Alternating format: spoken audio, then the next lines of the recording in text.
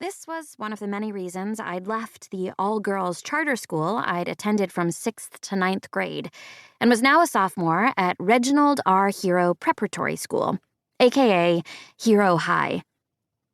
I handed Mary the slide I'd prepared. I'm fine. This is done. You should be able to see the gram-negative bacteria in pink. Want the first look? Or have you already done this experiment a million times? Only once. My parents had no patience for repetition. I learned lessons the first time, or I figured them out on my own in secret. I'd had to memorize picture books on their first read, because there were no endless nights of Curious George or Harry the Dirty Dog. Instead, I'd gotten lectures on the bad science in the first. No real anthropologist would behave like that. And the lack of observational skills in the second. The premise is they don't recognize their dog because he's dirty. They aren't fit pet owners. They shouldn't be allowed to raise children. My parents were experts at being judgmental, even in areas where they lacked expertise. Raising children? Not unless you counted child rearing by proxy. We hadn't shared a roof for more than a week in 8 years. Not since the disaster in Brazil. Ooh, pretty. Mary didn't move away from the eyepiece, but she kicked my stool. Her sister, Rory, had painted dogs in top hats on the toes of Mary's canvas shoes. I had a pair with double helixes in my closet. They were next to the shoes I wanted to be wearing right now, my sneakers, preferably with my treadmill beneath their soles. Brand new eraser pink? Or kitten's tongue?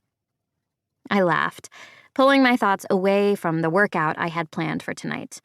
Not the one I'd record in my log for my parents, but the additional miles I'd run after I'd taken off my iLive wristband. They'd think I was showering or studying for the hour it charged. Instead, that time was mine. A whole 60 minutes where I was breaking rules and setting my own pace, literally and figuratively. Kitten? Who are you and what have you done with Merrilee?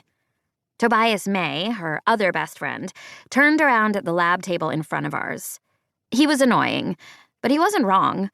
Mary was a canine person to her core, courtesy of her parents' specialty pet boutique, Haute Dog. Kittens' tongues are pinker. Mary stated it like a fact. She was good at selling self-invented facts as truths. Plus, I couldn't think of other pinks. I'll have to ask Rory. Toby grinned. He'd started dating Mary's younger sister 8 days ago on New Year's Eve. This had made him more tolerable, both because he'd finally gotten over his unrequited crush on Mary and because he was around a lot less. Also, he and Rory were endurably adorable. I'd been scrutinizing how the traits that irritated me about each of them seemed smoothed when they were together. I was very observant. I would have made a great pet owner, able to identify my dog dirty, clean, shaved, dyed, etc., if I'd been allowed to have one. But lately, my observational skills had been focused on all the couples around me. Toby and Rory, Mary and Headmaster Williams's son, Fielding, his sister, Sarah, and her girlfriend, Hannah. The more people that paired up, the more the walls felt like they were closing in on me. So, how are things going at the BBB? Mary asked Toby and his lab partner.